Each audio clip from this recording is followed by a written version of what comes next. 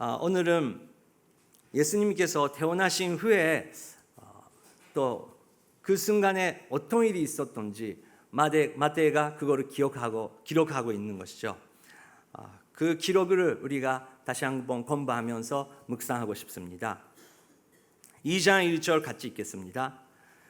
헤롯 왕 때 유대의 베들레헴에서 예수께서 태어나시자 동방에서 박사들이 예루살렘을 찾아와 예수님께서 태어나셨습니다. 그때는 헤롯 왕이 그 유대 그 지방을 지배하고 있다는 것이죠. 그때 우리가 어렸을 때부터 몇 번이나 들었던 그 동방 박사가 이제 베들레헴에 예루살렘에 왔다라는 그 내용입니다. 그 박사들이 이렇게 물어봤다고 합니다. 2절 3절 읽겠습니다. 물었습니다. 유대 사람의 왕으로 나신 분이 어디에 계십니까? 우리는 동방에서 예수님의 별 보고 경배 드리려고 왔습니다. 헤롯 왕은 이 말을 듣고 심기가 불편했습니다. 예루살렘도 온통 도들썩했습니다. 유대 왕으로서 태어나신 분은 어디에 계십니까? 그 질문이 있다는 것입니다. 그거 듣고 나서 헤롯 왕 그리고 예루살렘을 온통 그 동네가 다 도들썩겠다고 써 있습니다. 근데 저는 2절 3절 읽으면서 왜 그 헤롯 왕이 그런 소식을 들으면서 그렇게 왜 무서워했었을까? 그리고 나중에 2살 이하의 아가를 다 죽이고 하는 그런 사건이 일어나게 하는 거잖아요. 근데 왜 그렇게까지 무서웠을까? 그거를 좀 생각했습니다. 근데 그걸 이해하기 위해서는 저희들은 역시 중간 시대 구약 성경이랑 신약 성경에 어떤 일이 있었는지 우리가 이해하지 않으면 그게 이해 못합니다. 예를 들어서 헤롯 왕 누구인가요? 잠깐 그 자막 영상에 아니고 사진 나오는데 헤롯 왕은 이도마야 사람이었습니다. 근데 이도마야가 어딘지 우리가 알아야 됩니다. 헤롯은 사실은 유대 사람들은 야코브의 자손이잖아요. 야코브의 그 형 에서의 자손이 그 이도마야 사람입니다. 그래서 사실은 형제예요. 근데 형제간에는 항상 이웃나라 우리 일본과 한국이 어려웠듯이 어디 나라도 이란도 이락도 어디 세계 어디 가든 약간 어려움이 있습니다. 지도가 나오나요? 예, 노란색이 유대입니다. 이도마야는 초록색입니다. 그래서 바로 옆인 거예요. 근데 헤롯 왕은 이도마야 출신입니다. 항상 사이가 안 좋고 이도마야 사람은 에돔 사람은 그 유대를 지배하고 싶은 그런 마음이 있었습니다. 사이가 안 좋아서 그런 것입니다. 근데 이제 로마 시대가 왔고 로마 총국은 자기가 직접 지배하지 않도록 유대 사람들 싫은 그런 이도마야 사람의 그 왕을 일부러 지배자로서 거기에 놓는 것입니다. 그래서 이도마야 그 헤롯 왕에 대해서는 너무너무 그 기쁜 일이고 유대 사람한테는 너무너무 수치스러운 일이고 견디기 힘든 그런 상황이었습니다. 제가 계속 말씀드리고 있지만 예수님께서 태어나시기 60년 전에까지는 이스라엘은 100년 동안 독립을 성공했었습니다. 그래서 헤롯 왕의 그 책임은 엄청 컸습니다. 로마 총국에서 잘 보여줘야 되고 또 이 유대 사람들을 잘 지배하지 않으면 또 이게 더 복잡하게 되는 그런 책임이 있었던 것이죠. 근데 그런 사이에 헤롯 왕은 여러 가지 노력을 했습니다.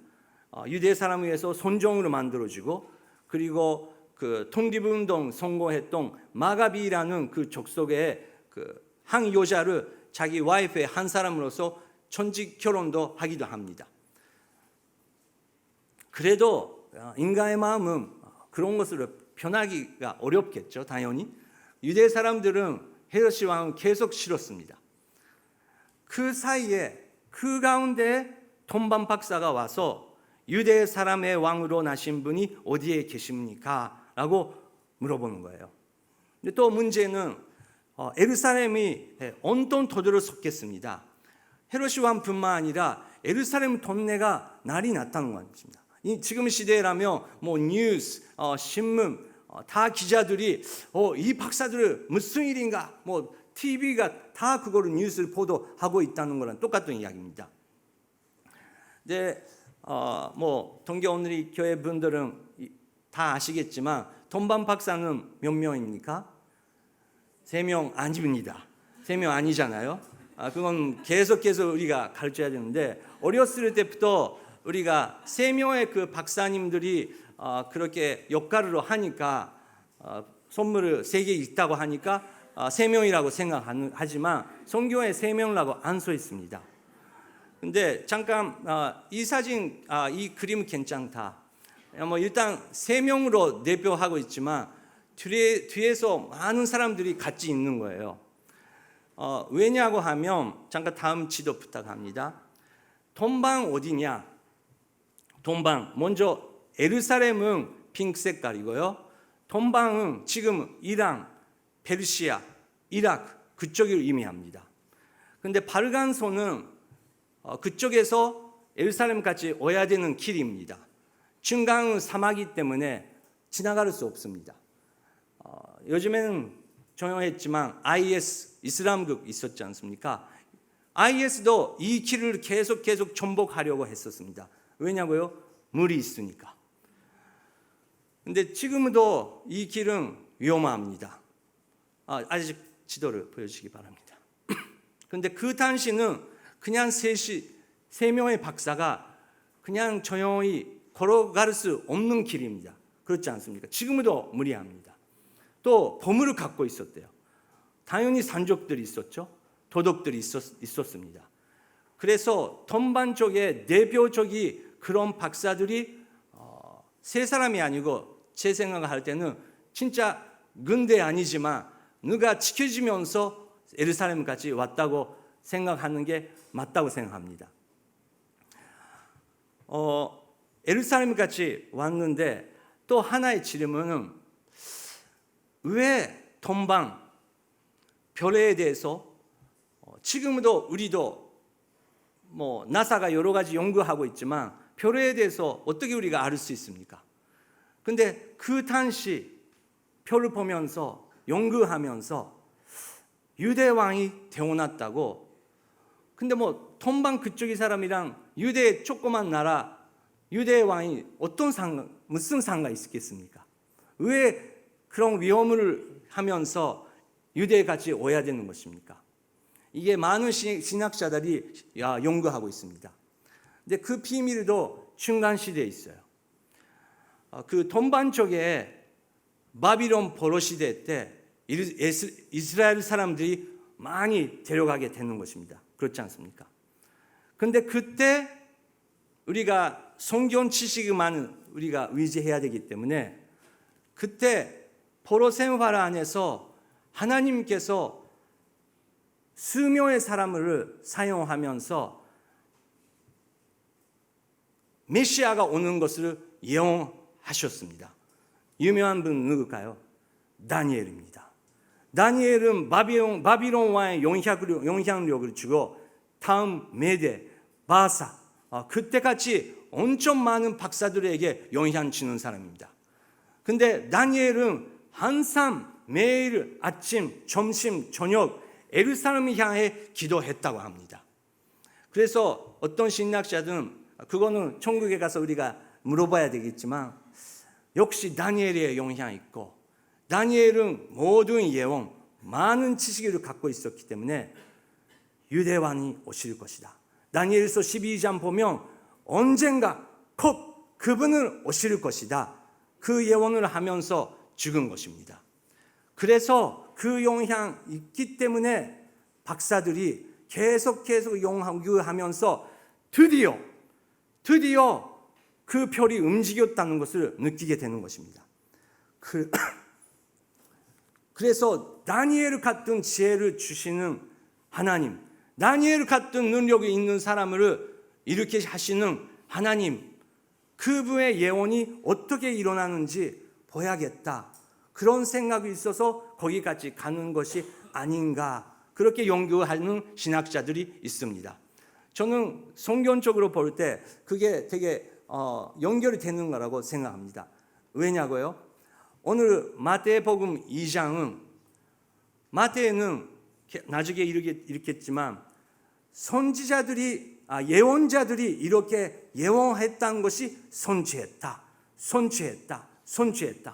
마태가 기록하고 싶었었던 것은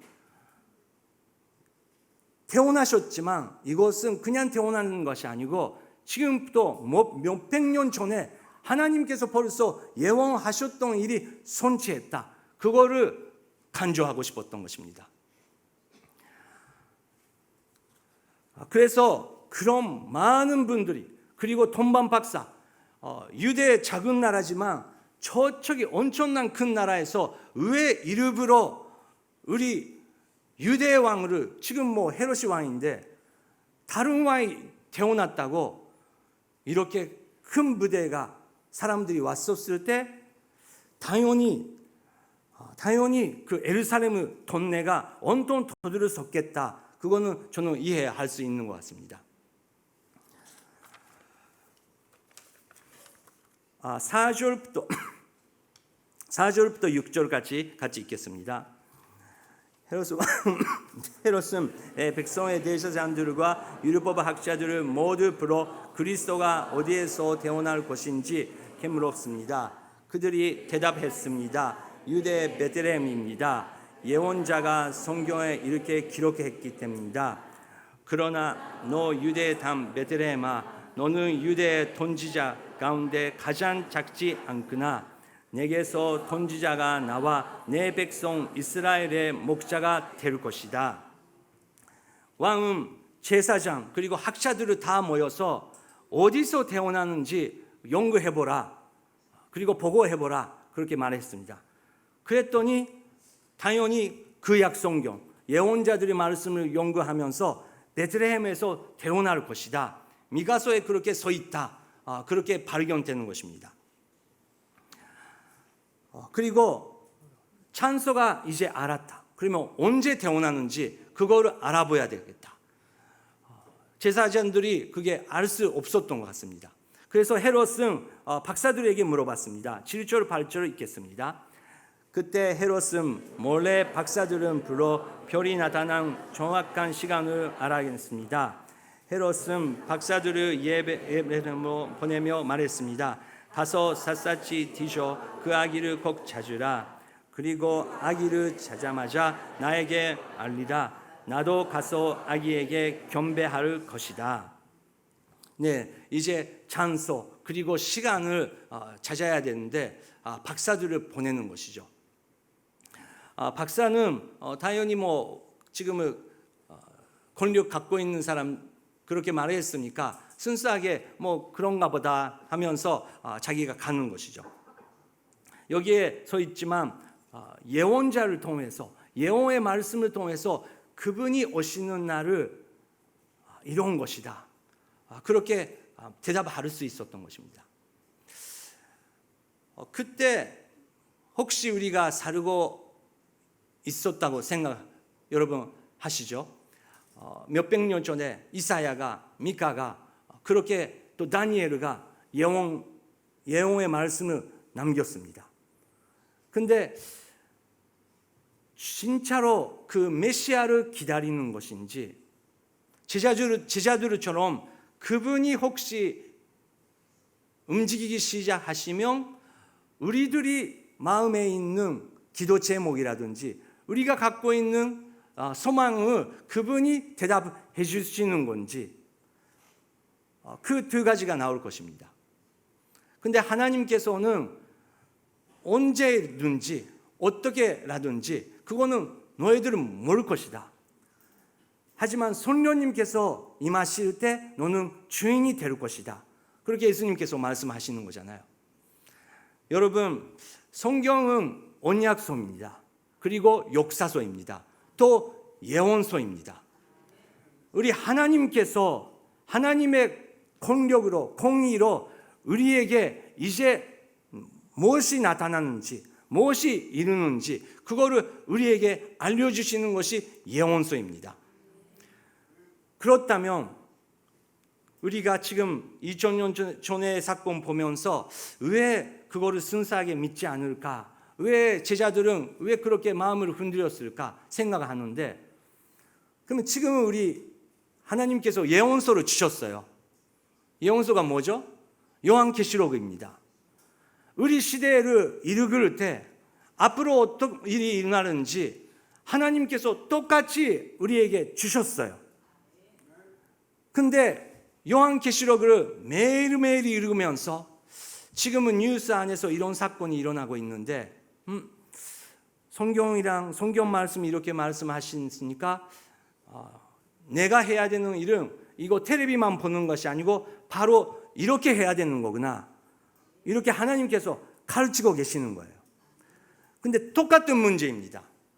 하나님께서 하시려고 하는 그 계획에 우리가 사려고 하는지, 뭐 그냥 너무 그냥 좋으니까 많은 사람이 가르쳐 줬으니까 나한테 위로해 주시는 말씀이 있으니까 내가 리스트 있는데 하나님 이 리스트를 대답하게 하여 주시옵소서, 그런 마음으로 우리가 교회 생활하고 있는지, 똑같은 사건, 똑같은 챌린지가 지금도 있는 거예요. 근데 하나님께서는 너의 인생이 뭐 그냥 상관없다, 너희가 뭐 어떻게 생활하면서 나는 관심이 없다, 내 계획만 이룰 것이다, 그게 아니에요. 하나님의 계획이 있다는 거예요. 근데 하나님의 계획 안에서 우리가 살아나갈 때 우리가 필요한 모든 것을 하나님께서 채워주신대요. 그래서 예수님께서 하나님의 나라와 하나님의 의를 먼저 구하라, 그것이 있을 것이다, 계시록에 서 있을 것이다, 다니엘서를 이루어야 된다. 근데 우리는 우리의 욕심, 우리가 하고 싶은 것은 우리가 이렇게 되면 좋겠다라는 생각만 가득 차고 있으며 이거 못 이루게 되는 것입니다. 헤롯은 나도 가서 경배할 것이다, 경배할 것이다, 예배할 것이다. 근데 예배하는 마음이 하나도 없었죠. 내가 중요한 거죠. 나의 입장이 중요한 거죠. 내가 왕이 되는 것이죠. 그래서 그거를 죽어야겠다, 그 마음만 갖고 있었던 것입니다.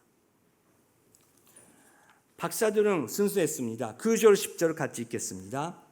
박사들은 왕의 말을 듣고 다시 길을 떠났습니다. 그런데 동방에서 보았던 그 별이 그들을 보다 앞서서 아기가 있는 곳 위에 멈춰 섰습니다. 박사들은 별을 보고 뒷수시 기뻐했습니다. 여러분, 박사들은 뭐 그렇게 유다 사람처럼 예언서를 계속 읽었던 사람은 아니잖아요. 뭐 매주 다니엘처럼 매일매일 예배하는 사람도 아니었습니다. 근데 성경 보면 희한한 일이 많이 생깁니다.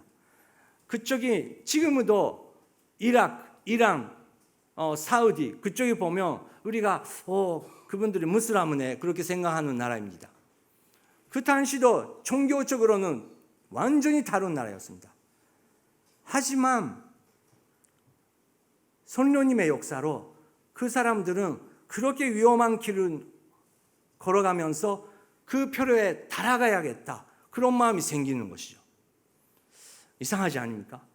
또 비슷한 사람이 있어요. 여러분, 아브라함은 어디 나라 사람입니까? 이스라엘 사람은 아니에요. 아브라함이 태어났을 때 이스라엘이라는 나라가 없었어요. 똑같은 동방 사람이었어요. 으르 사람이었어요. 근데 완전히 의상가 있고 다른 종교가 있었던 것이죠.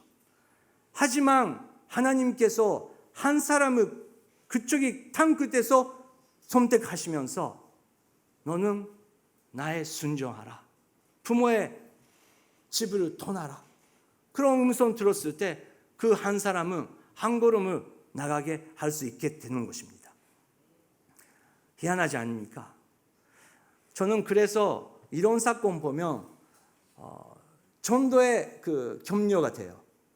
저희들은 그 사람의 지금 하고 있는 모습, 그 말하는 방법, 그리고 행동하는 그 모습만 보고 이 사람은 전도가 안 되겠다, 너무 안 되겠어, 그렇게 낙심하면서 전도 포기할 때가 있어요. 제가 마음이 아픈 것은 저도 선교사였지만 선교 대회가 있어요. 근데 뭐 각 나라에서 선교사님들이 오시는데 선교사님들이 보고하면서 역시 이슬람 지역이 제일 어렵습니다. 정말 자유가 없고 정말 죽이게 당하는 그런 일이 있습니다. 그랬더니 힌두 나라에서 그 역사역하고 계시는 선교사님이 와서 이슬람도 힘들지만 힌두 쪽에서는 영적인 전쟁이 너무 심합니다. 이렇게 이슬람 사람은 전도하면 약간 예수님이랑 연결할 수 있는데 힌두는 완전히 다른 사상입니다. 그랬더니 또 일본에서 사역하시는 선교사님은 아닙니다. 일본은 선교사의 무덤입니다. 그렇게 무덤하면서 제가 그것도 들으면서 선교사님들이 뭔가 얼마나 어려운 거를 서로 견제하는 것 같이 느낄 때가 있었어요. 근데 선교의 성공은 뭔가요? 하나님께서 거기에 가라, 거기서 사랑하라, 거기서 예수님을 소개하라. 우리가 그거를 열매를 볼 수 있는지 없는지 그것은 우리의 책임이 아니에요. 우리의 책임은 우리가 얼마나 순수한 마음으로 하나님 말씀 믿고 하나님의 순종하면서 달아가는 것이 중요한 것이죠. 그래서 저는 살짝 선교사님 맞는 것 같습니다. 일본은 쉽지 않겠죠? 근데 일본은 선교사의 무덤이다. 그것도 너무 연적인 말씀인 것 같습니다. 혹시 우리 선교사 목사들이 정말 죽었다면, 우리가 정말 죽었다면 그게 제일 좋은 일이 아닐까요? 왜냐하면 우리의 계획이 아니고 우리가 하고 싶은 게 아니고 우리가 죽었을 때 3일 후에 태어나신 예수님께서 그 성령의 역사로 우리를 통해서 부활의 역사를 일으키신다고 약속했습니다. 우리가 한 발이만 무덤에 들어가고 있고 한 발이는 세상에 있기 때문에 진짜 부활의 역사가 일어나지 않은 것 같습니다. 우리는 진짜 무덤에 들어가시죠. 그렇게 말했습니다. 그랬더니 약간 복잡한 얼굴로 하고 있었지만 박사들은 모든 것을 몰랐었지만 그 표를 보면서 너무너무 기뻐했다고 합니다. 예수님께서 우리에게 도전하셨습니다. 우리는 세상의 빛이고 소금이다. 정말 교회 안에서 서로 사랑하면서 우리가 정말 겸손하게 예수님의 그 빛, 예수님의 별만 우리가 바라보고 있을 때 세상 사람들은 이 교회에 가면 그분의 생활을 보고 있으면 정말 뭔가 있는 것 같다. 그렇게 안 믿는 사람들도 찾고 있는 사람입니다. 진짜 그 사람이 별만 바라보고 있으면 나도 저렇게 살고 싶다. 그렇게 사람들이 마음이 변하기 시작할 것입니다. 그래서 설교 노트 우리가 적으시면 좋겠습니다. 아무리 시간이 걸리고 어떠한 방해가 있더라도 주님의 방법과 대해 주님의 계획은 성취된다. 그러므로 우리는 기도하며 우리가 인내하며 기다릴 것이다. 그렇게 우리가 적고 싶습니다. 기도하기 전에, 인내하기 전에, 하나님의 방법을 기다리기 전에 우리가 많이 포기하고 또 말로 실수하고 행동으로 실수할 때가 얼마나 많이 있는지요. 완벽한 사람이 없습니다.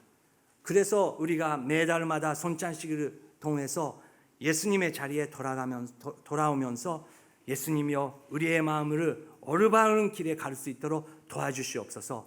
회개하면서 다시 한번 시작하는 것입니다. 11절 같이 읽겠습니다. 집으로 들어가 보니 아기가 그 어머니 마리아와 함께 있었습니다. 그들은 엎드려 아기에 겸배하고 보물함을 열어 황금과 유향과 모리아그를 예물로 드렸습니다. 동반 박사들은 드디어 그 어머니 마리아를 만나게 되는 것이죠.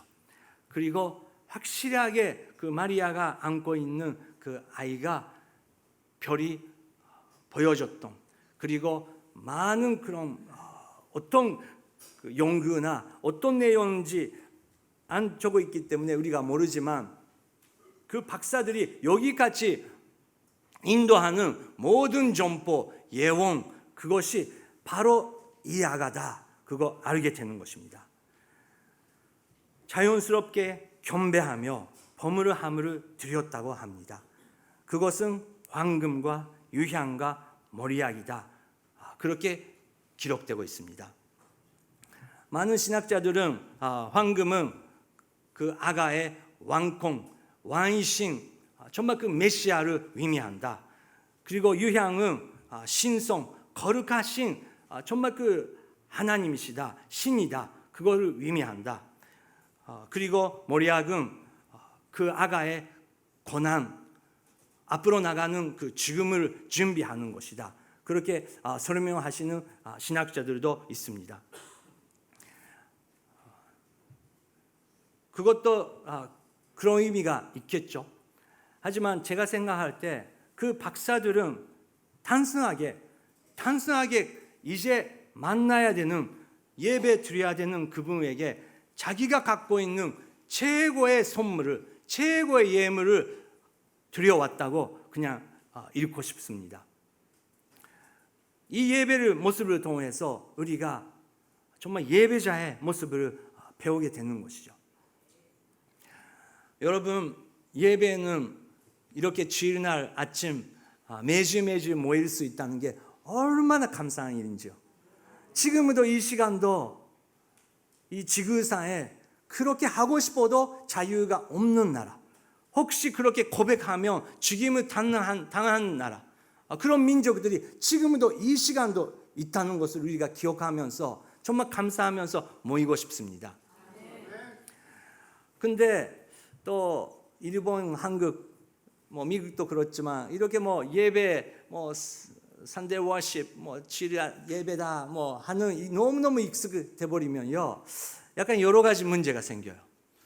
하나는 이거는 되게 신비스러운 불가사의 일인데, 우리는 매주 아침 여기는 9시부터 예배가 있다는 거 알아요. 그러면 여러분들 살고 있는 집에서 몇 시에 일어나야 됩니까? 그리고 몇 시에 일어나야 됩니까? 근데 그거 매주 하는 거니까 당연한 일이에요. 어떤 분은 8시에 나가면 여유 있게 10분 전에 앉을 수 있다. 그러면 8시에 일어나기 위해서는 몇 시에 일어나야 됩니까? 매주 하는 거니까 준비할 수 있는 거예요. 그런데 왜 매주마다, 집안마다, 아침마다 되게 시끄러질까요? 일부 예배 여러분들은 그렇게 않겠지만 많은 일본 교회 성도님들은 아침마다 부음사한대요. 근데 농담으로 들었는데 어떤 장로님의 와이프는, 우리 교회 장로님 아니에요, 다른 교회입니다. 와이프는 주일날 아침 일어날 때마다 옷이 없대요. 근데 장로님 보면 옷이 있잖아, 저렇게 많이 옷이 있는데, 근데 여자 말은 오늘 입는 옷이 없는 거죠. 여보, 오늘 이거 좋아? 여보, 이거 좋아? 지금 바로 가야 되는데, 매주 이렇게 해야 되는데, 근데 옷이 없대요. 근데 결국은 하나 선택했는데 현관에 나가면 또 신발이 없대요. 신발은 많잖아, 이렇게 100개나 있잖아. 근데 여성들한테는 신발이 없대요. 이거 부부 세미나에서 제가 들었던 이야기인데, 남자는 그거 이해해야 된대요. 남자가 볼 때 옷이 확 가득 차고 있어도 여자한테는 옷이 없는 것이다, 그걸 이해하면서 살짝 토요일 저녁에 여보, 내일 예쁘게 입고 가자. 내일은 뭐 노란색이 좋을 것 같아. 그냥 조용히 결단해버려. 신발도 이거 좋아. 그렇게 하면 주일 아침에 평강이 내려온대요. 뭐 그거는 약간 미국에 있었던 농담이지만요. 근데 여러분, 주일 아침에 예배 드리기 위해서 일주일을 얼마나 우리가 준비하고 있습니까? 예수님께서 예배 드리기 전에 혹시나 형제길, 자매길, 믿는 사람길에서 다툼이 있으면 예물을 놓고 만나서 서로 화목하면서 그리고 예배 자리에 오라.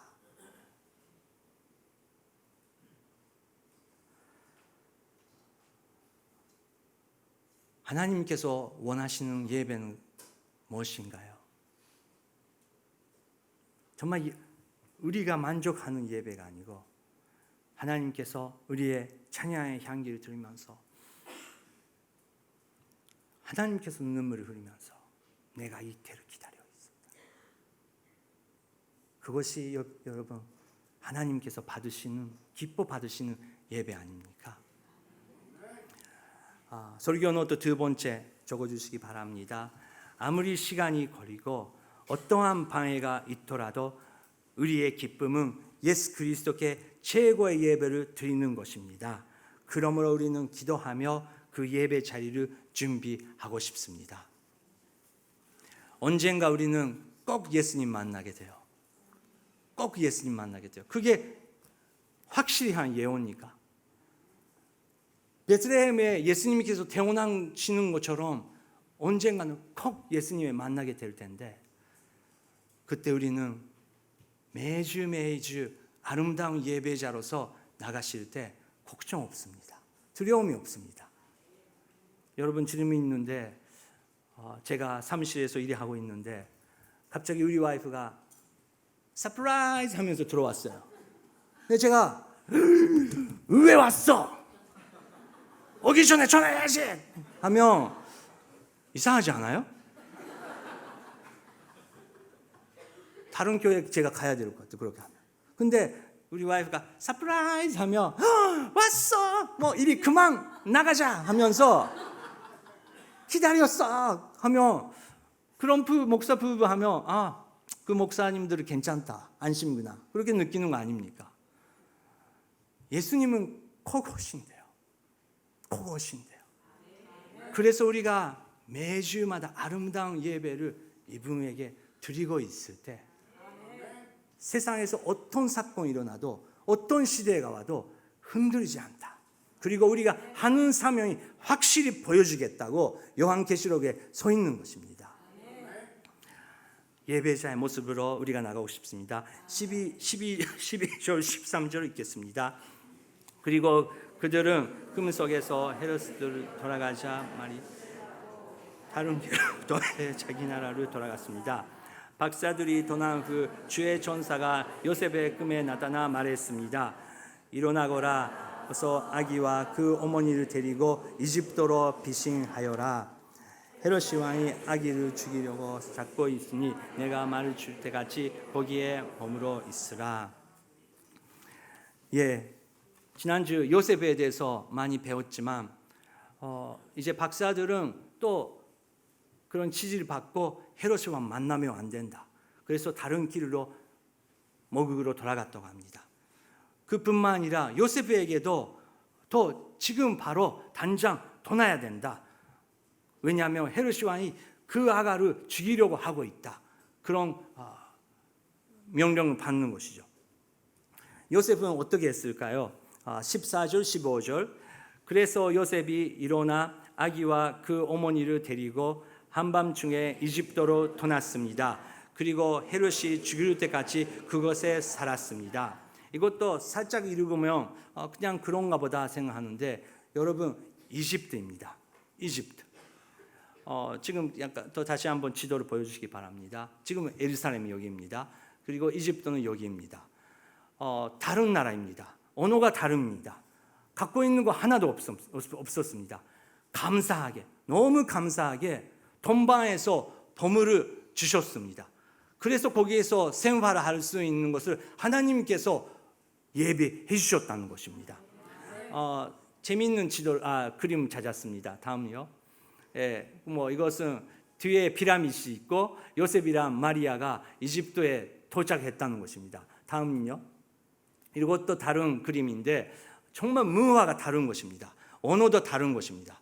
여기서 어떻게 애들을 키워야 아가를 키워야 되니까 그런 걱정도 있었을 것입니다. 하지만 요셉은 순종했다는 것입니다. 그것도 예언자가 예언하는 말입니다. 마태복음 2장 15절부터 18절까지 읽겠습니다. 이것은 주께서 예언자를 통해 하신 말씀을 이루신 것입니다. 내가 이집트에서 내 아가를 풀어냈다. 헤롯은 박사들에게 속을 것을 알고 분이 찔렸습니다. 그래서 그는 박사들에게 알았던 사실을 기준으로 베들레헴과 그 부근에 살고 있는 2살 이하의 사내 아이를 모두 죽이라고 명령했습니다. 이로써 예언자 에레미야를 통해 하신 말씀이 이루어졌습니다. 라마에서 슬퍼하며 크게 통곡하는 소리 들리니 라헬이 그 자녀의 읽고 울고 있구나. 자녀들이 이렇지모 이위 받기로 거절하는구나. 계속 예언자 말씀이 손치됐다. 예언자 말씀이 손치됐다. 11월, 12월 우리는 이제 생명의 삶은 요한계시록에 들어갑니다.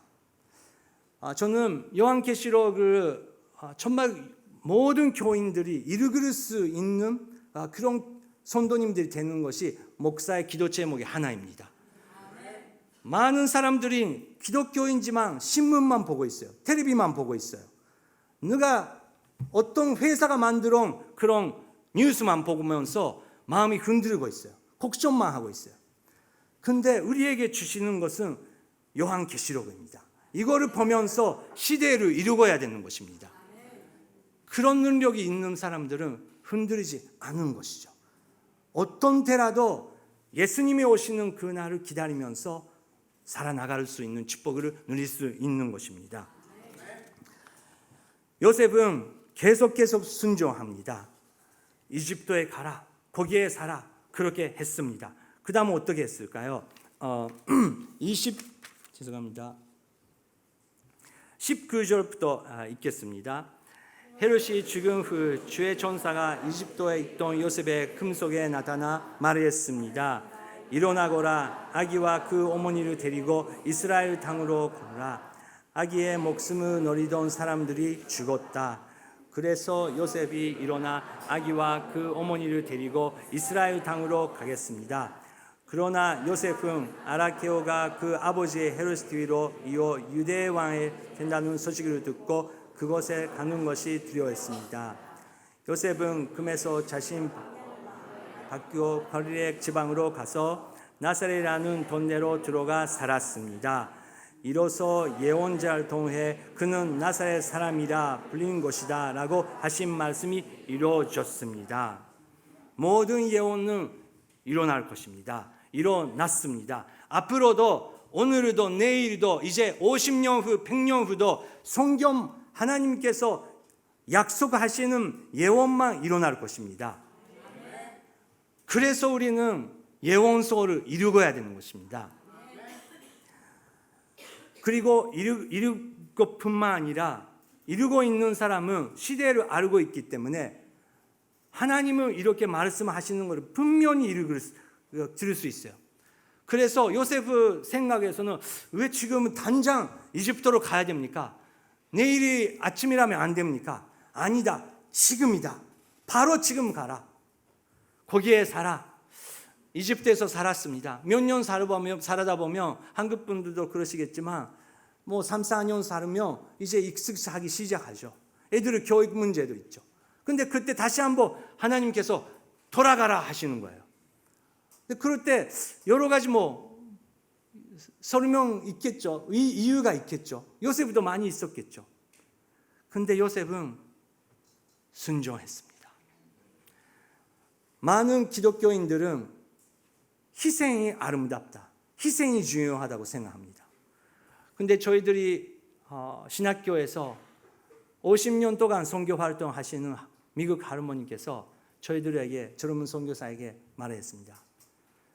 이제 선교사가 되시는 분들은 선교사는 희생이 중요하다고 생각하시는 분들이 많이 있습니다.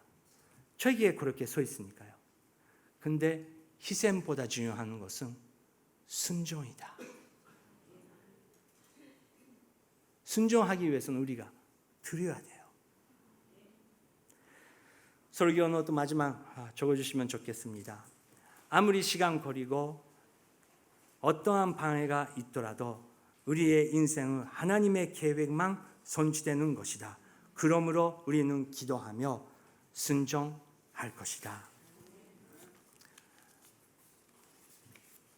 오늘 저희들은 손찬식을 받았습니다. 하지만 다시 한번 우리가 지금 이 시간 짧게 기도하고 싶습니다. 하나님, 우리의 순수한 마음을 회복하여 주시옵소서. 돈방의 박사들이 말씀만 믿고 모든 것을 이해할 수 없었지만 최고의 예배를 예수님께 처음으로 드렸던 분이라고 기록되고 있습니다. 이 세상에 도나를 때 우리가 뭐를 했다, 뭐를 완성했다, 돈자의 오르막 갖고 있다, 그게 아니고 하나님께서 우리를 바라볼 때 이 사람은 이 땅에서 아름다운 예배를 나에게 올렸다, 그런 고백을 우리가 듣고 싶습니다. 예수님, 우리의 마음을 다시 한번 거룩하게 하여 주시옵소서. 예배자로서 순수한 마음으로 허락하여 주시옵소서. 함께 기도하시겠습니다.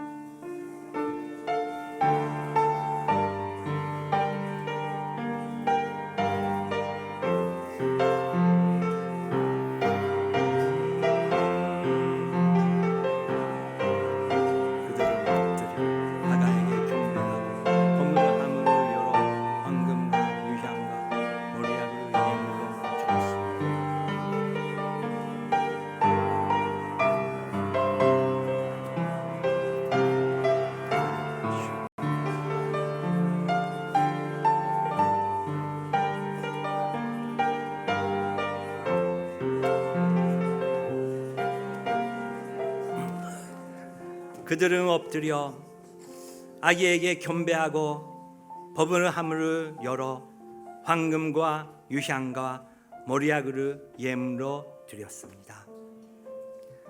하나님 아버지, 당신의 아들을 예수 그리스도를 통해 우리에게 예배의 자리를 허락해 주셨습니다. 감사드립니다. 우리의 마음을 계속 예배자로서 인도하여 주시옵소서. 예수님의 이름으로 기도드립니다. 아멘.